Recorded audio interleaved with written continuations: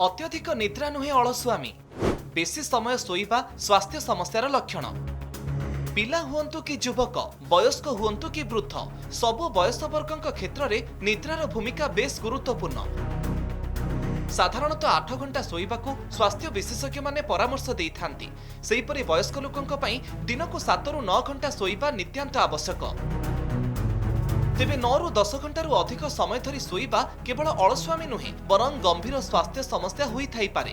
एभली लोकंकठारे मधुमेह, हृदरोग, मोटापण भली स्वास्थ्य समस्या देखाजिबार अधिक संभावना रही थाई। जानन्तु एहा बाद अन्य केउ रोग हेले रोगी अधिक समय शोई थांती। स्लीप आपनिया, थायराइड समस्या, हार्मोन असंतुलन, मानसिक अवसाद। सुस्थ जीवन पाई आमको 8 घंटा शोवाक पड़ो। केतक लोक भावुंट जदि आम बेसी शोक रहा आमको आलस्यर बशवर्ती हो आमको कौन काम करने को इच्छा हेनी। सेटा भूल धारणा। शरीर जेकोसी लोक जेकोसी अंग सुस्थ रूपे काम करने निद्रा आवश्यक और 8 घंटा सुस्थ निद शोवा उचित।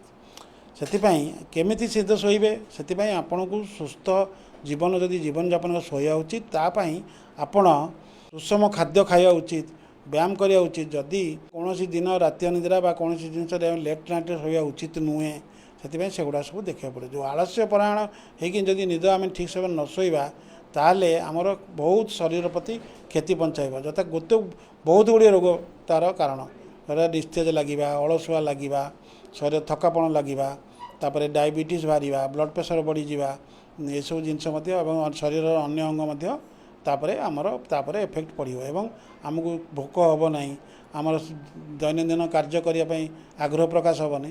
तेणु सुस्थ जीवन जीवन यापन करने निद्रा 8 घंटा नित्यांत पक्ष दरकार। से आपण मैंने सबुबले ताकू जमी निवृत्त रहे सेटा चेष्टा करेंगे। राति ठीक समय खाइबा उचित, ठीक समय शोया उचित। अनेक भाविथांती अधिक शोइबा शरीर को थकापणरू मुक्ति देइथाय। एहा सत्य हेले आवश्यकता ठारू अधिक शोइबा जे सुस्थता बदल में असुस्थता आनी दिए एने अनेक जानि नथांती।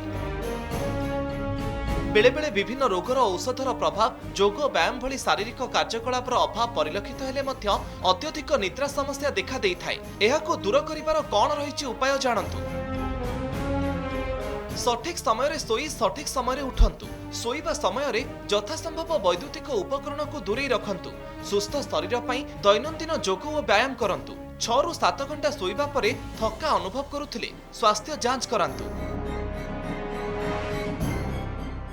जदि आम ठीक समय न शोकि कार्य करने व्यस्त रही आम शोवा ना ताले तार इफेक्ट पड़ो। एवं से जो भावुं जो पिला आजिकल युव श्रेणी भावुं आम अल्प समय शोक कार्य करूँ सेटा भूल धारणा। से भूल धारणा कौन जब से सब जिनस सेगुड़ा सब करती ताले से शीघ्र विभिन्न प्रकार रोग आक्रांत हे। डायबिटीज, ब्लड प्रेशर, किडनी जनित रोग, वृक्क जनित रोग, लिवर जनित रोग एवं हार्टर मध्य प्रोब्लेम बाहर। तेणु से निर्भूत रहा एगुड़ा निश्चय से भ्रांत धारणा भूली जाई आपण मैंने निश्चय से 8 घंटा नित्यांत पक्षे शोवा उचित सुस्थ जीवन यापन करने। कहीं जदि आम सुस्थ जीवन निद्रा न शोवा ताले आम बॉडी जो हार्मोन सेटा संतुलित कार्य करिवो नाही। ब्रेन में जो हार्मोन सृष्टि होची बा आमर अन्यान्य अंग प्रत्यंग जो हार्मोन सृष्टि होची, खाद्य प्रक्रिया, श्वास प्रक्रिया, निद्रा प्रक्रिया एवं लिवर जो फंक्शन से सबू फंक्शन रे व्याघात सृष्टि करिवो। तेणु शरीर सुस्थ जीवन यापन करने निद्रा अत्यंत आवश्यक एवं 8 घंटा शोवा उचित एवं समस्त प्रकार टेंशन एंजाइटी निर्भूत रहा उचित।